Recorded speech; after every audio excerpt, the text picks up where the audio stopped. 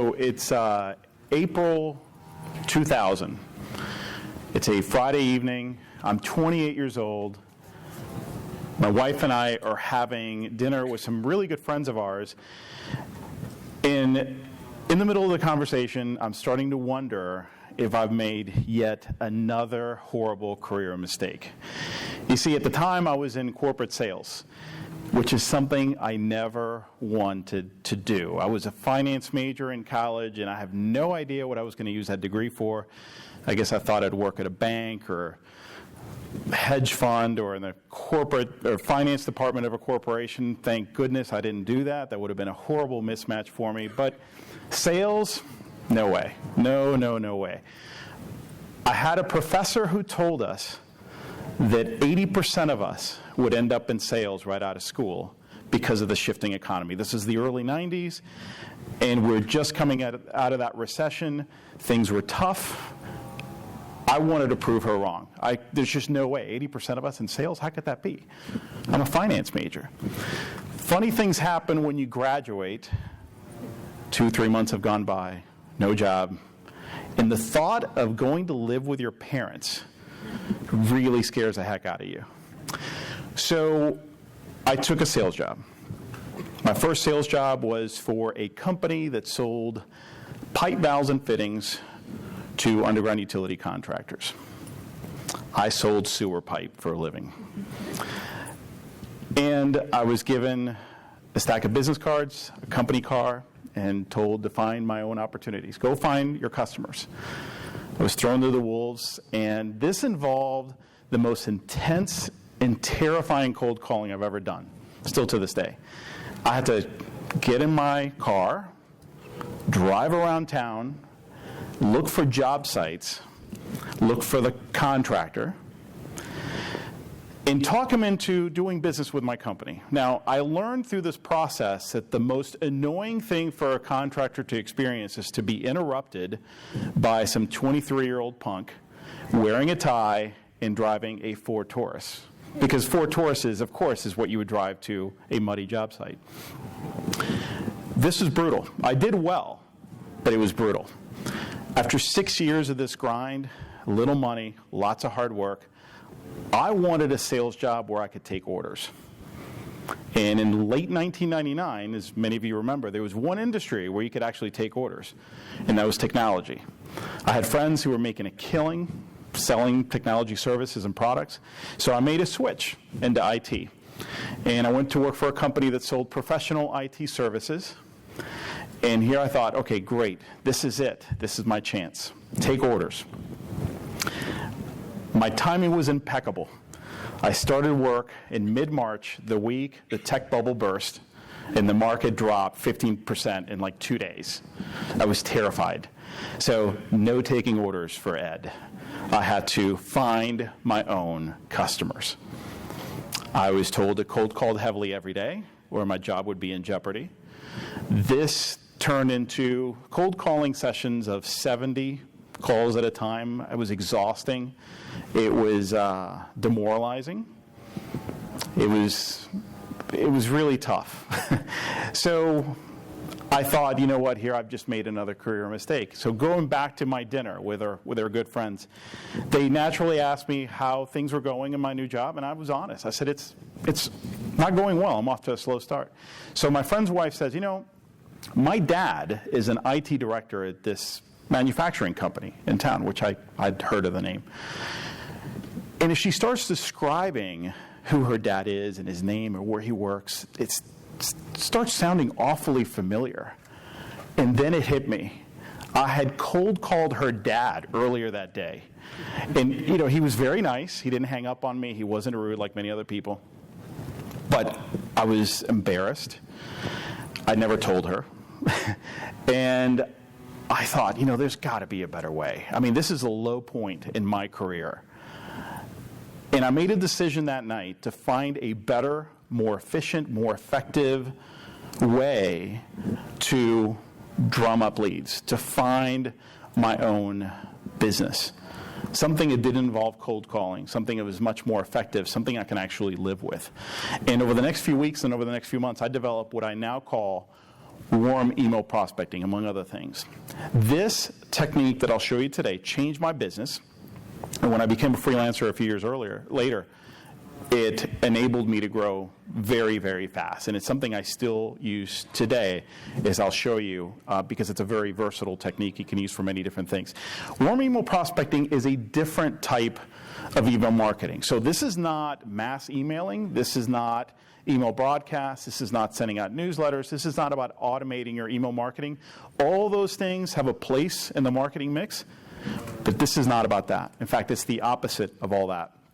And because of that, it's different from 99% of the marketing emails your prospects get in their inboxes every day. And as you'll see in a few minutes, that's one of the things that make them stand out and make them noticed by your prospects. I like to think of warm email prospecting as artisanal prospecting. So think handcrafted cheeses and wines and soaps. What do those things have in common, right? Somebody actually took the time to make that. Right? It was made by one individual, and it's intended for just one other individual. These are not mass-produced products. These are handcrafted prospecting emails.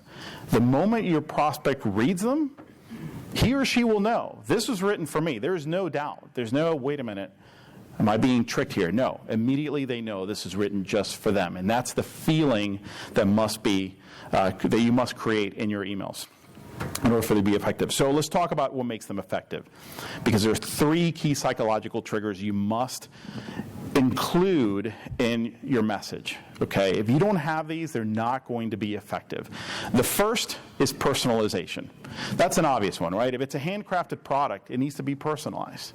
So let me ask you something. Let's say that before you came to the conference here this week, you got an email from someone. He said, hey, I noticed that you're going to the How conference. I saw your tweet. I live in St. Louis as well. I looked at your website. We provide complimentary design services. We should hook up while we're there. Let's go grab some coffee. Let's go grab a beer. What do you say? Now, how would you receive that? I mean, do you feel that that's personalized, or would you think, well, wait a minute, is this spam? You probably wouldn't, right? You'd say, it doesn't mean you would agree to it, but you wouldn't feel weird about it, right? So what did that have? It had personalization. Your email must be personalized, and it's not about the salutation only. Now, personalization is not enough. And let me show you, and I'll have a couple of these samples up for you. I'm a big believer in learning by seeing what not to do as much as what you should do. So these are samples. I actually collect emails that I get from people because they're usually so bad that I use them as samples, and hopefully nobody here wrote this. In fact, I had one that I think somebody who's in attendance at the conference, not necessarily in this room, wrote. So I was going to use it. I said, I don't want to take those chances. My biggest fear is someone said, wait a minute, I wrote that. Okay, so, and I won't read the whole thing. Hi, Ed, I know you're busy, but I wanted to briefly catch you. If you're like a lot of companies out there, I suspect you've got a real challenge finding an effective return on your marketing investment. All right, so stop right there. If you're like a lot of companies out there, I suspect you got this challenge. Obviously, this person didn't even look at my company. They have no idea what I do. This is an attempt to be personalized, but it's not. It's phony. This was a mass broadcast. Okay? This is spam. That's why I hope we might speak. If you're interested, yada, yada, yada. This is what we do. Our goal is to drive revenue for the companies we serve. For a minimum monthly cost, what we do is, and there was a 250-word bulleted description of all their services. Ed, I'd love to learn about your goals and challenges. I love when people say that. I would love to learn. You know what? I would love for someone to listen. Not going to happen. Okay, so let me know when you're free this week. Oh, when you're free this, you know what? Let's do it right now. Or next week for a quick phone call. I love the assumptive close. Would this week be better or next week? That might have worked in 1955. It doesn't work today. Thanks so much. I look forward to your reply. So assuming that I'm going to reply, this is not personalized at all. Okay? Would anyone respond to that in this room? other than a nasty comment. Like, okay.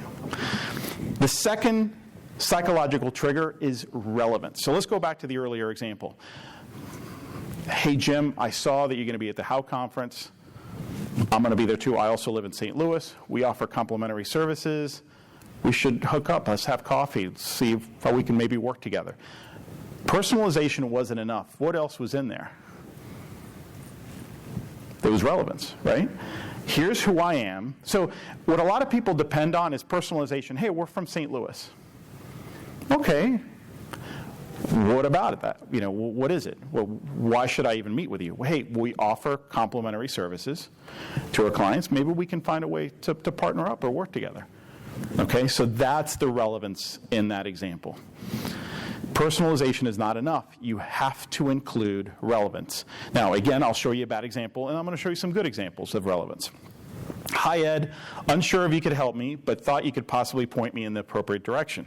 Could you possibly guide me to the person at Gandia Communications in charge of your software development and support resources? Now, for those of you who don't know me, most of you don't, I'm a one-person shop. I don't have someone in, well, let me look at the company directory and see who I need to refer you to. I'm not really sure. This person, not only is it not personalized, but notice they didn't even bother at all to see what I do. I mean, they didn't even take the time. Now, I understand that that wasn't their intention to begin with. They threw that in there and they took their chances. You do not want to do that. Here's what we do. We do software development. I don't do any software development. I have no idea why you would even contact me with this. I wanted to request for an appointment at your office in Marietta to discuss this. Well, I work out of my home. If you don't mind meeting in my child's playroom, we can have a meeting there, sure. So bad example. What I find disturbing with a lot of these emails is they attempt to be warm emails, but they're not. And those are the worst, okay? Because it's one thing, when it's a mass broadcast, the recipients know, hey, this is a promotion or a newsletter. But this attempts to do something that it's not. The third key psychological trigger, brevity. Now, there are two reasons why you want to be extremely brief. Number one, subconsciously, when you're brief, you're telling the prospect, look, I value your time. Okay, I'm a professional too. I don't even know we have a match, but let me just give you a glimpse into what I'm thinking, and you tell me. Okay, you're respectful and you're professional. The second reason is, have you ever keep in mind, these people don't know who you are. They don't recognize the name. Now, you tease them in the subject line, and we'll get to the subject line in a minute. You tease them in the subject line, they open it up, and you've all gotten these emails, right? And you open it up, and it's like this wall of text. Right? Anyone ever get one of those? You're like, I'm getting a headache just looking at this. So what do? You close it out, you put it away for later, like that's going to happen, or you delete it. You want to make it inviting. Now, what if you saw subject line, okay, this might be relevant, I don't know this person. You open it up right away, they get to the point, and it's like one-liners. And just a few of them, boom, done. I will skim that. And if I skim it and it draws me in, I will read the whole thing. Same thing with your prospects. You all do that, okay? Part of the trick with this is putting yourself in your prospect's shoes. Would I respond to this? How would I receive this if I were them? So here's a perfect example. Now, actually, all the ones I've shown you so far are not brief. Hello, Ed. The executives we work with look to an outsourced software development strategy as a way to significantly cut engineering costs and access flexible, talented resources. I have no idea what that means. They tell us that the financial argument is clear, but despite the potential benefits and savings, a number of obstacles exist to a successful execution of the strategy.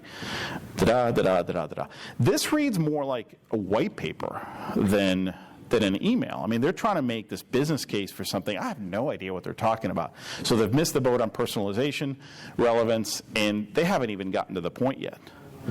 But companies have found the perfect solution, finally, in AllianceSoft. We're a software development company that leverages And it goes on and on and on. This is a full-on presentation about their company, what they offer, how to contact us. Please respond with a convenient time or reach out to us at this number. Look forward to hearing from you. So those are the 3 triggers. It's not enough to hit 2. You got to hit all 3. If you hit all 3, I'm telling you folks, your emails will stand out from 99% of all marketing emails in their inboxes. And I say marketing emails because obviously, business company emails from the people they know, emails from friends, that doesn't count. You're not really competing against that. You're competing against broadcasts. You're competing against lame attempts at a warm email. You're competing against all those marketing messages, newsletters, and so forth. All right, so let's talk about the basic template. And this will make a lot of sense until I show you the examples. But essentially, by the way, this is in your handout. If you download it to PDF, this is all there, as well as the samples that I'll go through. So don't freak out if you can't take it down real quick. Your subject line needs to tease the meaningful connection. And we'll talk about what that is. It needs to have an element of that meaningful connection. And then right in the email body, you need to start with that meaningful connection. You got to get right to the point. A lot of people try to warm up to the prospect. Hey, my name is so-and-so, and we provide yada, yada, yada. And the prospect's wondering, what is this? What's in this for me? So meaningful connection right away. Value statement. Value statement is simply a value proposition. It's like 1 or 2 sentences describing what you do, for whom and why you're different. A credibility element of some sort. It could be a link to some samples that are relevant. It could be a link to your About Me page. We'll talk more about that. And then you cap it off with a soft call to action.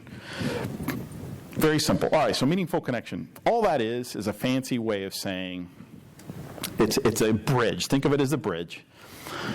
You're identifying something you notice about the prospect or some attribute about their organization, and you're linking it to the services you provide. You're connecting the dots for them. Here's what I know about you, or what I noticed about you. Here's what I do, and here's why we might have a reason to connect. Right? You're going right with that. You have to. Right? So think of it as the bridge. So it's not a person, it's just the connection between these 2 items. The value statement, again, this is not the full-on paragraph with your elevator pitch. This is a couple of sentences. I work with blank organizations to help them do blank by doing blank. Real simple. The credibility elements, now this could be a link to a page where they can learn more. Think about it. You don't have a lot of real estate in your email. So providing a link really saves you a lot of space. Here's a link to some relevant samples. Here's a link to a page that talks about how I help organizations like yourself. Here's a list of clients I've recently worked with. Here's some awards I've received. Anything like that. You don't have to have more than 2 of these. 1 is usually enough, sometimes 2, but not too much. Again, you're trying to kind of tease them. Okay, you're not trying to do the whole pitch or the whole presentation in your email. And then, and this is my favorite because it's so different from what everybody else does, the invitation to connect. I like to do it differently. I don't like to say, would this Wednesday be good or next Monday be better? Okay, again, the assumptive close, bad, don't do it. I like to use a question because questions beg to be answered. It's kind of like an NLP thing, right? It's like you don't even know, you answer it. I know about this and I still fall for it, if you will. I still respond to people because they ended their email with a question. My favorite 2 questions are, should we connect, based on what you've seen here, should we connect? Or, would it make sense for us to have a phone conversation in the next week or 2? Something like that. Notice how different that is. I don't get emails that end with a question like that. Nobody knows how to close the email, and they kind of stumble and they try things that they've seen elsewhere but don't work. And again, keep it short. Now I'll give you rule of thumb, 125 words or less. It sounds like a lot, it's really not. In fact, when you write these emails, you'll find, oh my gosh, I got 200 words. I thought I was short. I do it too. Start with what you think you're going to need and then pare it down. It's not scientifically proven. I've tested it. I found that around 125 is a sweet spot. But here's why you need a rule. If you don't have a rule, you'll go way over. Because it'll be, I don't know, this feels right. Don't go by what feels right. use that benchmark, 125 words or less. I'm telling you, if you force yourself to keep it at 125 or less, it will be stronger than what you started with. It happens to me all the time. I said, well, 150, this is good. This is as good as I can get it. And I force myself to bring it down, and it's better. All right, so let me give you some good examples now. And again, these are in your handout if you download that. And these are actual samples from folks I've taught the strategy to. I've changed the names of some of the companies just for privacy. Hello, Mindy. Okay, so the subject line, you have very inspiring stories. Hello, Mindy. I came across your website a few times over the years because I do a lot of work with nonprofit organizations. As I looked through your site this morning, I read Sabrina's story. It was very inspiring. I'm writing because I work with nonprofit organizations to create marketing materials that truly get noticed and increase donations. I help the Arts Council for Santa Cruz increase awareness. So let me stop right there. Let me go back. So I came across your website because this is what I do. Okay? And as I looked through your site, I noticed the story. So notice the meaningful connection. Again, this is what I notice. This is what I do. That's the connection. Okay, right away I see the relevance. And I see automatically that it's personalized for me. I'm writing because this is what I do, so that's kind of a continuation. But then it's the value statement as well. And I create marketing materials that truly get noticed and increase donations. Credibility. I help the Arts Council for Santa Cruz increase awareness of their events, and bring new donors to the organization. I was also involved in projects that were awarded a prestigious Our Town grant through the National Endowment for the Arts. Here's a link to samples of my work. Should we schedule a brief call to discuss how I may be able to help you? Now, if you're this individual, I mean, does it get more relevant than that? I'm not saying they're going to necessarily respond or they're going to hire you, but this email is as relevant as it gets. All right, so here's another one. Subject line reads, read about Slate in the Houston Business Chronicle. Hi, Meredith. I read in the Houston Business Chronicle about Slate's impressive growth from 0 to more than 1,100 employees in just 3 years. Congratulations. So right away, hey, I noticed this about you. Now, the connection, the other part of the connection comes here. I'm writing because I may be able to help you clearly and concisely communicate with your employees. Okay. Among my 10-plus years of professional writing experience is more than 7 years writing employee and benefit communications. Now, I think this is good. I think one suggestion I would have what I've had for this person is to maybe tie it a little bit better. So I've noticed he had this impressive growth, and then add a sentence that says, one of the things that tends to happen to HR departments with that growth is the employee communications get missed. You know, these things kind of fall through the cracks. Something to that effect. So now you're really connecting the dots. And by the way, that's what I do. Credibility. I've won several awards for my writing, including the PR Communicator of the Year Award from the Houston Press Club, and I excel in translating corporate speak into engaging content that employees will take time to read. You can see samples of my work here. Would it make sense for us to connect in the next few weeks? All right, so relevant, personalized, brief. Let me show you a couple more. Excellent work on the Nutrix.com site. So obviously this is being sent to Nutrix, the Nutrix people. Hello, Kelly. I browsed your website a few times over the years, as I'm very much into home garden and sustainability. Yesterday, I got your email about your new website. Congratulations, it looks fantastic. So again, I came across your website because of this. I'm a fan. I'm into this stuff. And I just, hey, fantastic. Great work. The second part of the tying, the connection, I'm writing because my husband and I run a web design agency, and then it goes right into the value statement, that works with small to mid-sized businesses.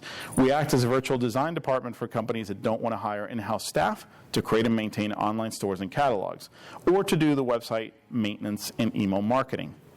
Just recently, we lowered Electrolyte.com's bounce rate, increased their page visitor page views, and created an email marketing campaign that increased their sales by 30%. So there's your credibility. Would it make sense to connect on the phone? No sales pitch, just seeing if we may have a good fit.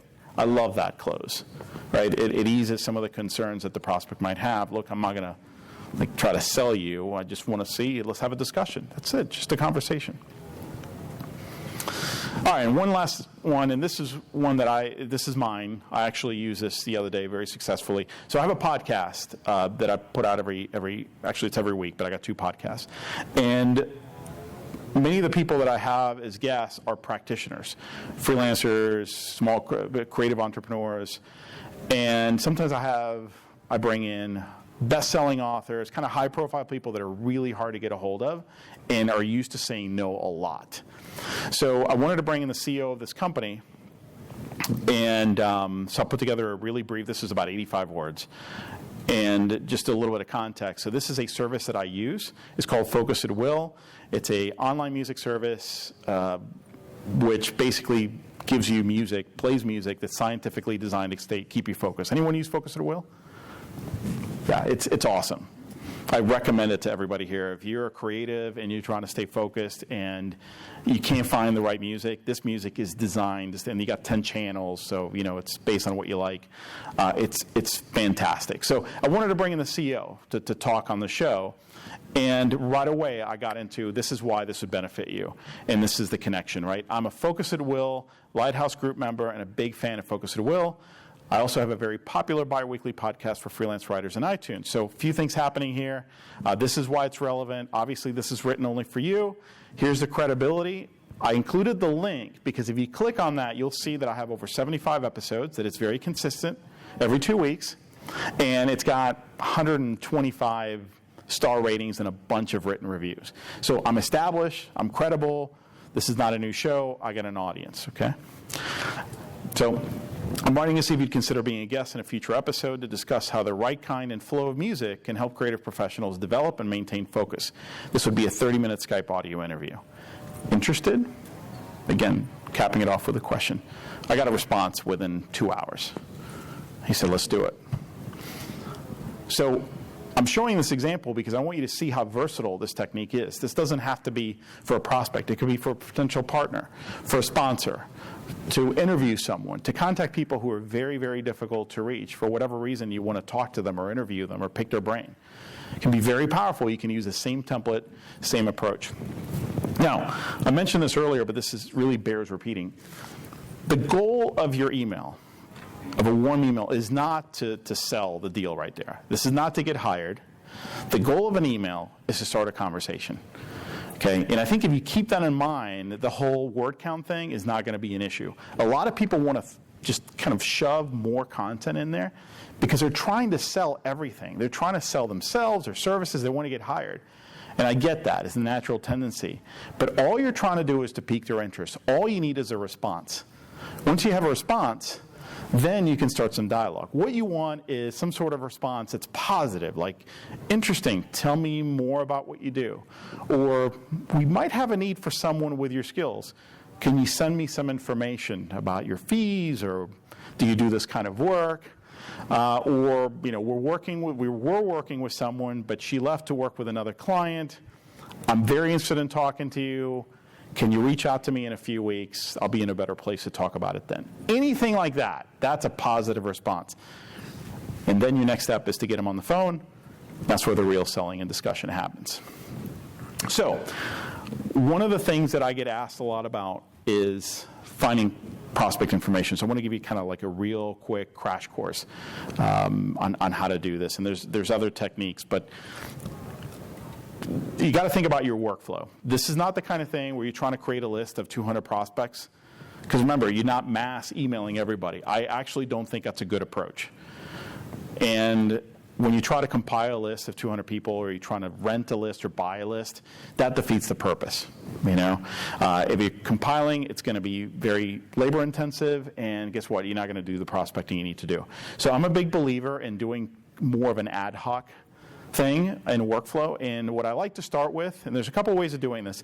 I like to start by looking at industry publications that are focused on my target markets. Okay, because it does two things. First of all, I might see an announcement or an article or a write-up about a company that I know, that I've heard of, that's in my target market, that will trigger an idea for an email. Oh, I should reach out to them about this thing, because now they're probably going to need all these, case studies or white papers, or they got to convert their brochures or whatever. Okay, so that's usually my trigger. Or I will learn about companies that I never even heard of, but have been written up because they're growing really fast or something's going on. So I like to start there. That's my idea generator. And then I take it straight to LinkedIn. LinkedIn is a wonderful research tool. Specifically what I do is I go to the advanced search area. There's a link to advanced right to the right of the search box. And that enables me to put in some information to filter out who I'm looking for. So this is GE Healthcare. So I put in GE Healthcare in a company, and I'm looking for someone with a title similar to marketing director. Because for me, I'm a copywriter, B2B copywriter. That's the person who would hire me. Oh, LinkedIn will obviously give you some results. Some could have been people who had that title in the past, have it today, some combination of that title. I sift through the results. Unfortunately, LinkedIn will not give you complete information on someone if you're not a first or second level connection with them. But I want to give you a trick. Okay, there's a way around that. So notice this lady, I found Lynn E. is probably my best prospect here. I don't know her last name. And without a last name, I can't really find her email later. So there's a trick. What you do is you copy what you see here, Lynn E., and then her title. Copy that whole thing and paste it into the Google search box. Just like you see there, Lynn E., see full name, director of marketing, da-da-da-da-da-da. Just like that. Don't even bother, don't fix it. And notice when you do that, doesn't happen every time, but it's a nice workaround. Many times the first search result will be her name, Lynn Eversgerd. Okay, so that's a nice workaround. And then you now have a name, you have a company, you have a name, you have a title, now you need the email address. Again, several ways to do that. Let me share the top 2 ways I find contact information. One is Google. I like Google because it's free, and I like to play detective. It's kind of fun just to dig up the address using Google. If their email address has been published somewhere out there on the web, Google has indexed that. In fact, and this is really cool, a lot of these people have done presentations at conferences like these, and guess what's on the last slide of a lot of them, right? Hey, if you got any questions, contact me. You know that Google will actually index that, even though it's in a PDF or a PowerPoint, and if it's been posted to the conference website, as long as it's not behind the security wall, it will grab it. So a lot of email addresses are out there. I find that 60% of the time I can find it with some very simple detective work. The first thing I try is the person's name, in this case Lynn Eversgerd, and then @ge.com, because that's their domain name. And I know that in this case I just knew that the email addresses are going to follow that convention. So I'm looking for instances of her name and the domain, or the part of the email @ge.com. I got lucky. The third or fourth result showed me, as you'll see here, lynn.eversgerd@ge.com. Sometimes, if I don't find it that way, especially with bigger companies, it'll find some other email addresses, and then I'll see the convention, bill.smith@ge.com. So then I know, okay, so I can take a chance, and it's probably a pretty good chance lynn.eversgerd@ge.com will work. 60% of the time this works for me. If it doesn't work, I have another tool. Now, this one's a paid tool. Costs about $250 a year. But if you're serious about doing this, it's worth it. Totally worth it. It used to be called Jigsaw. Salesforce.com acquired it. It's now called Data.com Connect. Horrible name, I think. But anyway, Data.com Connect is a crowdsourced database. There's tens of millions of contacts there. People like you and me, we contribute information.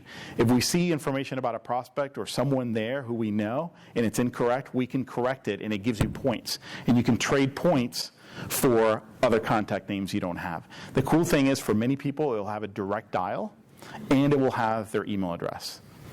So I can go into Data.com Connect, and I would say if I go there 70 to 80% of the time, I'll find it there. And I have built up enough points that the way it works, and this is just a sample screenshot, you'll see I put in GE Healthcare, I looked at their marketing department, and then I picked several people that I thought would be good prospects for me. And at that point, I can go ahead and get the contacts and trade in 5 points for each contact. This strategy is surprisingly effective. Now, it doesn't work every time. I don't want to mislead you. This is not something that, okay, well, forget about everything else you're doing, just do this. I think what it does is it gives you a nice complement to whatever you're doing. And I will say, because I know there's a good mix of people here, this is not just for freelancers. This works just as well. I've taught this to entrepreneurs. I've taught it to design firms, ad agencies, people who, even salespeople. It's quite remarkable. Again, it's very versatile. I wanted to show you some recent success stories. I get these emails all the time because I teach a strategy to a lot of creatives. I got this from Lindsay Kellis Meredith, and she landed, this is last year, 3 very large clients. I blurred them out because I wanted to give her privacy, but anyone here would recognize these 3 big names. Said, wow, it took a little while to get the hang of it, but I used it to gain some pretty kick-butt clients as a freelance designer. Blank, blank, and hopefully soon blank, to name a few. Now I just need to keep it up. Bonnie Nichols wrote me to say, hey, I'm new, and I've gotten 2 responses so far from 2 good size companies. One turned into a quick job. The other will turn into some work once I get through the vetting process. And she said, look, when you get a quick win, it does give you some really good confidence. I even get cards in the mail. People send me cards. Like, wow, this is really cool. So this lady, she recently wrote me during Christmas. She said, look, the 3rd email I sent out landed me a client that I've been trying to get into for almost 2 years. It's quite remarkable, and it was a really big project. So, I think one of the big things you can do, and this is a huge takeaway, and then we'll get to questions. There's a huge benefit of doing this beyond just getting clients. I found that most creative professionals, it's not that they don't want to do prospecting, as Andrea said. Prospecting is always a struggle, but it's not that you don't want to do it. I think we all understand we have to do it. I think most of the time we just don't know what to do next. And we pick the flavor of the day. I got to do something. And guess what? We're prospecting at the worst time, which is when the pipeline's drying up. That is the absolute worst time to do prospecting because you're going to be desperate. I think what creatives really need is a framework, something that they can follow step by step to develop that discipline and that habit. And warm email prospecting, for me and for many other people who I've taught this to, has become that. It's become something they can follow, and when in doubt, it's like, oh my gosh, what do I do? Oh, let me carve out some time this week for some warm email prospecting. And it's an easy answer to a big problem. So I want to allow a couple minutes for questions, but I did want to, there's a lot that I didn't cover here. I actually put together a cheat sheet for you guys with some more advanced strategies, some other insights and ideas you can download at smarterfreelancing.com/how. So it's a 7 or 8 page PDF. Check it out. Again, it's free. And when you download it, I'll also send you some video training over the couple of week period that will give you a little bit more, show you some samples, and show you kind of some workflow ideas on how you can incorporate this into your kind of your everyday routine. So with that, we can take some questions. I think we got a couple of minutes. That's a mic. The mic.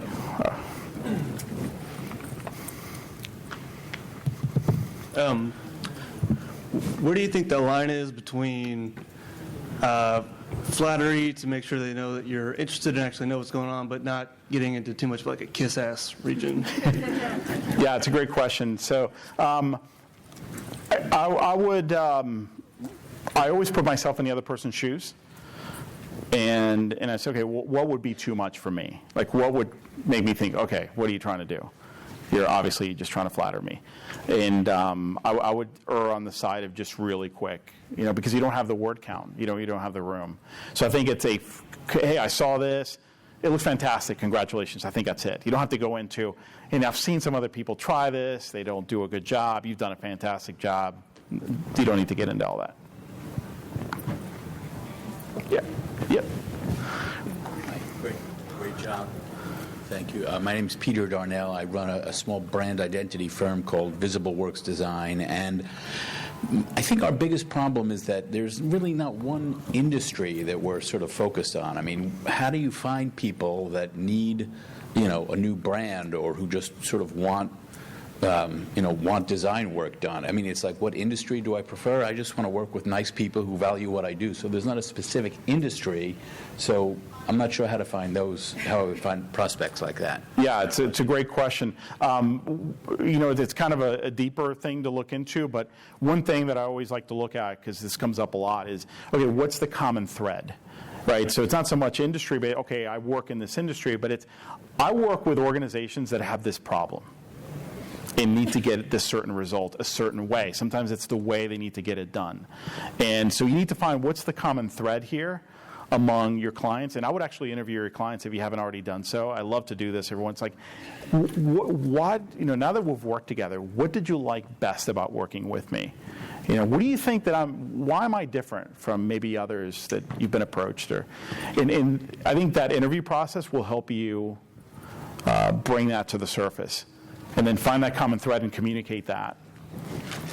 You mean what I can provide you that is good to a potential client, is what you're saying? Yeah, so instead of using I work with tech companies, so I work with organizations that, they could go elsewhere, but their problem is unique in that they need to get a certain result, or they need to do it in this compressed time, or they need a different flavor from the standard stuff, the standard fare that the other agencies are providing. I mean, and I'm just throwing a bunch of stuff out there. It could be, I think you need to find the common denominator. What is it? Because you've been hired, you've had some successes, and you had clients who love you. So you need to find, what do they all have in common?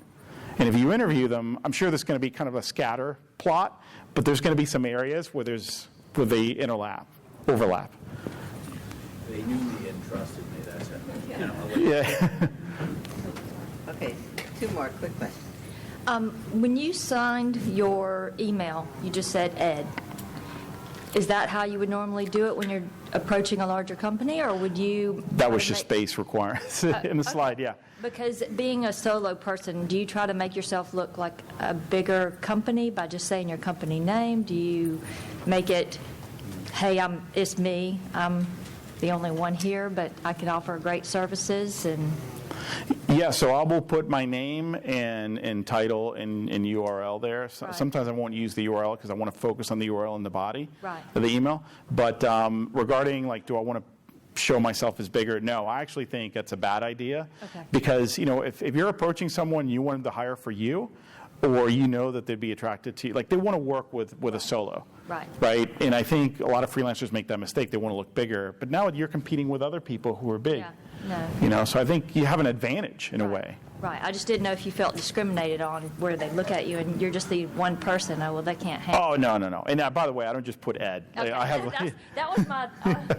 yeah. Thank you, by the way. Sure. I actually work for a company called Vitamin Talent, and we connect freelancers with jobs, so it's some of the biggest agencies. One of the things that I'm curious about is how you offer up value and say how you're valuable, but at the same time don't make it assumptive as if that company needs that thing of value.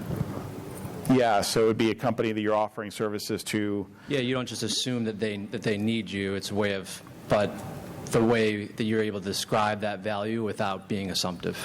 Yeah, so that's a great question. The way I like to do it is there's some attributes about the organizations that you're approaching, I'm sure, that will tell you, there's probably a decent chance that this would be a good prospect based on size, based on what they're doing. So, and then what I do is I actually use that in the language. I said, I'm not sure what you're doing in this area, but depending on what you're doing there, what I have here may be of value.